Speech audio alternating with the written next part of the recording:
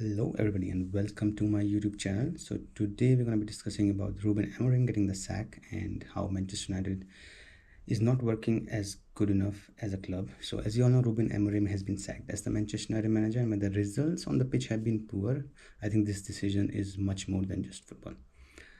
This is about power, incompetence, and a club that has completely lost its identity, in my opinion. Amorim is just another name added to a growing list of managers that have been chewed up and spat by this club, Manchester United. So we've had how many? We've had 13 managers in the last 10 years or something, counting the interim as well, once after Sir Alex retired, which is just not good enough, in my opinion. I think we need to give managers time. I'm never in those category where we want him out just because the results have not been good. I think rebuild takes some time, and I think the time is getting reduced for all the managers. Since Alex, I think Ten Hag got 2+ years. Amorim has been sacked within 18 months. Next manager might be sacked in the 12 months. So in this video, I'm going to be talking about why he was really sacked, why the performances were still unacceptable, and how INEOS and Glazers, I think, who are the villain in here, have driven this club into the ground, and why I honestly don't see a way out unless there's a full reset at the top, which is why I decided to start creating videos related to Manchester United, because I think people need to speak up about the ownership, and that's the only way out of this situation is what I see, because I love this football club, and I don't want to be seeing us competing for FA Cups, for Carabao Cups. I want to see us winning the big titles, which is like the Premier League and the Champions League, which we've been out of these races for 13+ years now, and that simply is not good enough. So we'll be discussing why Amorim was really sacked. Did he deserve the sack? We'll be talking a little about INEOS and the Glazers. We'll be talking about Darren Fletcher, who's coming in as the interim manager. And then we'll be also talking about how Manchester United, I feel, is like a graveyard for players and even managers, like up-and-coming managers, up-and-coming players, all go to the ground. And then is there a way out of this? So without further ado, let's jump into it. So first thing, why Amorim was really sacked, right?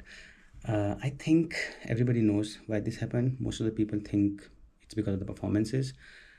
On the surface, it looks like a results-based decision because the results have not been good enough. But I think if you look at the last 2 press conferences that Amorim has had, prior to and after Leeds, he has sort of conned out like Jason Wilcox, the sporting directors, and the people above him. And I think because of that thing, he has had a fallout, which is what the journalists are reporting, and that's why he has he's been sacked, because he called out the board essentially. So during the January transfer window, which just opened on the new year, United desperately needed reinforcements, right? Especially players suited to Amorim's systems, which he has not gotten just yet. He was 18 months in, and he still hasn't got the players that suited his system. Like, he was supposed to get wingbacks. He's using Dalot and Shaw, not Shaw, but Dalot and Dorgu. Dorgu is a 20-year-old kid. I don't want to put too much pressure on him, but I think we need some experienced players that can do the job essentially, which is what Dorgu is like. He has had some good performances here and there, but I think he's a learner driver again. So we need to hire experienced players and that can play this system, and which they have not been able to do. So I think because of that, and because of the frustration that Amorim had, he called out the board that they are not getting any signings in January maybe. So that's why he called out the board, and I think after that there was a decision to be made. And even last night when I was going to sleep, I told my friend that he's going to get the sack in the morning. I'm pretty sure about it, and which came about true. So the INEOS bought him players like Cunha and Bomo, I think, which are good players, and then they got him Sesko, which is very similar to Rasmus.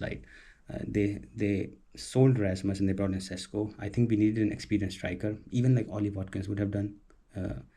He's scoring goals for Villa. Sesko could have learned off of him. He would not have been under too much pressure to score goals every game. But because of that, since they didn't buy him, Amorim had to play Sesko, and then he has not been up to the levels that Manchester United demands. And that's why all of these things culminated into that press conference reaction that Amorim has got. And then that is why I think he had a fallout with the board and he got the sack. So essentially, there's no proven goal scorer, there's no balance in the team, no thought beyond short-term headlines, I would say. It's all spin, like we've heard quite a lot of people say. And Amorim didn't stay quiet about that. And at Manchester United, speaking the truth is often more dangerous than losing matches. I think Ranić spoke the truth, and everybody would agree with me. I think Ranić spoke a lot of sense. He spoke about an open heart surgery, what needed to be done, and all that. And he was like, he was supposed to go into the sporting director role, but he was like sacked immediately after his interim role ended. But here is where this conversation needs balance, because even with all of that, I don't think Amorim was faultless. Amorim deserved the sack, in my opinion, and he deserved the sack like way before than the sack came. Like, he should have been sacked after the Europa League loss to Spurs. I mean, who loses to Spurs in a major European final? I was just sick of that. And then we finished 15th in the league last season. I mean, 15th. He deserved the sack after that. Finishing 15th in the league, and then we've had so many bad results, like losing to 10-man Everton at home, not able to beat West Ham, Wolves, the worst team in the Premier League, and all of these. So based on purely on results, I think this decision was justified, but I think this decision was taken not because of the results, but because he called out the board. And if somebody is calling out your employers and all of that, that you are not doing your job good enough, I think that's where they drew the line and they had to sack him. So this is where the bigger question starts, right? INEOS sacked Erik ten Hag after spending 300 million for him in the summer, which was a bad decision on their part. I think INEOS and the board's incompetence needs to be called out over here. They sacked Erik ten Hag when they should have sacked him in the summer. They didn't sack him in the summer. They sacked him like once the results were bad. And then they replaced him with a manager who plays a back three. They knew he plays a back three, and they still brought him in. His preference was to come in the summer so that he can have a couple of months to work with the players and on the system. But no, you either come right now or the opportunity is gone. So to be a manager of Manchester United, it's once in a lifetime opportunity, and people will not give it away. So I think it was a good trick on the board's part to entice him into coming to Manchester United, but I don't think that was elite planning on their end, and I would simply call it as incompetence. Second thing, I think incompetence was there, but it doesn't start with Amorim. I think Amorim was incompetent. He was not able to adapt in matches. In-game management was not good enough, but it starts at the very top. I think people say the buck stops with the manager, but I don't think the buck stops there. The buck stops with the owners, and I don't think we as fans can do anything about it. We can only call out for the manager's head, but I think we need to do something so that we can get these owners out. So INEOS, let's talk about INEOS and the Glazers now. I think this club has been run into the ground, and it's like a club with no soul. Like, I don't feel connected to this club anymore. I love Manchester United, don't get me wrong, but the way it is being run and everything, I don't think I agree with all the decision making and everything, and it feels like the soul has been sucked out of this club. They are only after money. So I feel like they're copying Chelsea's structure also. Buy young, sell those players that we've done with Garnacho and maybe others. I think we sold McTominay, our academy products and all of that. I think there were players who needed to be sold before McTominay, like Casemiro, Dalot, Shaw, Maguire. I think Maguire has really done himself good with the redemption, but I think he needs to go as well. So there are a lot of players that should have been sold before selling the likes of McTominay. But since the club is in such a bad condition, over £1 billion in debt and all of that, they had to sell these young players that came out of academy so that they can make pure profit, INEOS arrived promising structure, football intelligence, high standards, best in class and whatnot, right? What we've actually seen is, I think, more confusion, more contradictions and more excuses. And looming on top of all of this is the Glazers, who have just simply disappeared into the background. Nobody talks about them anymore. It's all about INEOS, Wilcox, Barada and all of these. I think the Glazers, for nearly 2 decades now, they've trained this club of money, ambition and identity. I think the standards have never been lower, and people are getting used to these standards. I think finishing 15th was where I drew the line. I think he should have been sacked right then and there. And losing to Spurs in the Europa League final is just unacceptable for a Manchester United manager, right? But what we are now is a brand, pretending to be a football club. It's all about releasing the third kit. This looks like something like this jersey that I had of Cantona from back then in the 90s, and let's bring that back. People will buy it, we'll get more money. That's all we are right now. We're not playing good football. I don't see any vision on and off the pitch. It's like so boring and so bad. So that's why I decided to make this video. So I think we need to speak out as fans, and hopefully people can come together and start a revolution against these owners. I think I cannot say how the match going fans feel. I would definitely ask people not to not to visit, like, I don't want to say this, but not to visit Old Trafford, so that these Glazers and these owners actually suffer some losses, and then they realize that they are not in control. We as fans should be in control, but let's see how it goes. I don't think there's any long-term vision. Definitely no accountability, no clear direction as to where the club is going. We just talk about getting into the top four, challenging for titles, finding the next Mbappe, all of these things, but I think the ownership has been a failure, and I don't see media calling them out. Nobody's talking about the Glazers, not even about INEOS, right? So everything, since the ownership is a failure, I think everything underneath is bound to collapse. Which brings us to what is happening right now. Darren Fletcher has now been appointed as the interim manager, and this like feels like deja vu to me. Like Ole being appointed as the interim, he'll do well, he might get the job, and then Fletcher might do well, and then his nepo babies will play. I don't want to say that, but I think that's what's gonna happen. This is like a symbol of chaos. Darren Fletcher stepping in as the interim manager says everything about the state of this club. He was managing under 18. I think Nicky Butt was there, but he was like told to leave. I don't know what exactly happened with Butt's situation there, but there is no succession plan. There is no prepared alternative. I think we've been seeing the results have not been good enough for a long time. So I think the board and everyone should be prepared as to why we need to when we will be probably sacking this manager and who we can bring in. So they should have been lining up these people already, but now they're bringing in under 18 and 21's manager as Fletcher to step in as interim, and then they'll decide what they need to do. So they take so much time, and it's just not a good way to run this football club. This is such a big football club, man. I don't understand why these people are. I don't know why. Like Sir Jim claims to be the lifelong fan, but he's not doing things what a lifelong fan would do. Like, I have been watching United since 2004, 2005, since I started watching football, and the damage doesn't stop with the managers. I think it's destroying players too.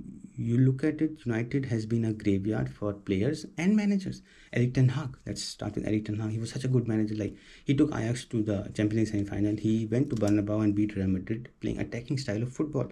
So he had something in his locker, I believe, but he couldn't do it here. He had to adapt. He had to change his philosophy. People asked him, why you're not playing the way you used to play with Ajax, but he said he doesn't have the players, and he's not going to get too many players. Yes, he was also at fault by bringing in players from his agency. I don't know, SEG, Anthony, and all of those, which were not good enough, clearly. But I think United has been a graveyard for players and managers for the last 10, 20, not 20, but at least 13 years or something. Players arrive here full of confidence and leave looking like a shadow of themselves. Mbomo has dropped level. He started really good in the first few games of the season. Now his touches are not good enough. He's not able to take chances. He's not able to like fire in shots. Cunha looks nothing like the player that he was at Wolves, right? He was so good. He was carrying, I don't know if he was carrying the team by himself, but he was the top scorer or something like that. So he was doing really well there. But how many goals has he scored? 2, 3 at Manchester United. We don't have an environment to develop young players. Managers lose their identity. Look at Amorim. He wanted to play 3 at the back, but he was forced to change his system to 4 at the back. And when he did, we actually looked good. I'm not going to deny that. But again, like, so many managers have played with 4 at the back. Mourinho played with 4 at the back. Ten Hag played with 4 at the back. And these players have sacked so many managers. So I just don't understand like what's going on here. There's no proper structure. There's no plan. There's no footballing culture. You cannot develop young players. All of the class of 92 that came in, Sir Alex had already like good players in there, like Cantona, Keane, Schmeichel, to develop all of these young players. But we don't have such leaders, do we? We've got Bruno, who's the captain, but he moans quite a lot. I think I have to say this. I like him as a player, really. He is one of the few good creators that we have. And you can see his presence since in the past couple of matches he has not played. We are lacking. We are not able to create too many chances, which he does. But I think the mourning part of his is not that great, and I don't really know who could be a good captain. Lisandro Martinez, people say, he's an okay defender for me, not really that great, I would say. Harry Maguire was the captain, he was stripped of the captaincy, so there's not many leaders in the team again. And to bring in young players, and we've had so many good young prospects, right? We had Rashford, we had Greenwood, we had Garnacho was a good prospect in my opinion, but there was not the environment to develop these players. Menu is a good prospect, but again, like, they just don't have the senior players who will guide them through this. And so I think there is no footballing culture. This club is a mess from top to bottom. And what's the worst part? These underperforming players keep getting new contracts while standards keep dropping. So I'm not be surprised if Casemiro's contract gets renewed, Dalot's contract gets renewed, Shaw's contract gets renewed. All of these players' contracts might get renewed, and the standards keep dropping. So the question now becomes, can this actually be fixed? Is there a way out of this? And for me, honestly, I feel like the only way out of this is a full reset for this club, which is owners selling this club to somebody who actually cares about the club, who will actually hold people accountable for not doing good jobs, hold players accountable. The players have been here for such long contracts that nobody is asking anything about them. I think you can change the manager, you can sign new players, you can rebrand the project under a new manager again, just the process, rebuilding this, that, but nothing will truly change until the people at the top leave. Or somebody wakes up, or I don't think Glazers will do. They are all about the money. They need the money. They have already drained the club of so much money, so much debt and interest and dividends and all of that. So I think for me, the only real solution is a full sale and a complete reset. New owners, new leadership, new culture, starting from the scratch. Because right now this cycle is endless, and we're probably gonna see another manager come in. Somebody might do good in interim and all of that, and then another manager might come in, and then this is gonna happen again in 12.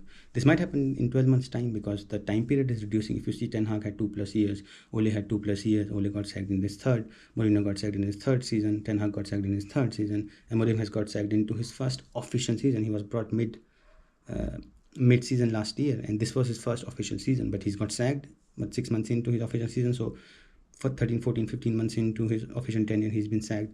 Again, a new manager will come in. I don't know if now or maybe in the summer, and then they'll probably get sacked after the maybe next December, or I don't know, whatever. So I don't see this cycle ending, but hopefully we as fans can hold people accountable, like the owners who are actually at fault, and everything stems from them, is what I believe. And hopefully we can come together and get this ownership out, probably to save our club. And to end this video, I'd like to say, Rúben Amorim is gone, but the problems of Manchester United are still very much there. This isn't about one manager failing. It's about a club who has forgotten what it is. We are like a giant in terms of football, right? We're still one of the biggest 3 clubs in the world, I would say. And I think we as fans need to wake up and come together so that we can save this club. So let me know what you think. Was Amorim set up to fail? Where do United go from here? And if you enjoyed this, please make sure to like, subscribe, and support me through this journey, and I'll see you in the next one. Thank you.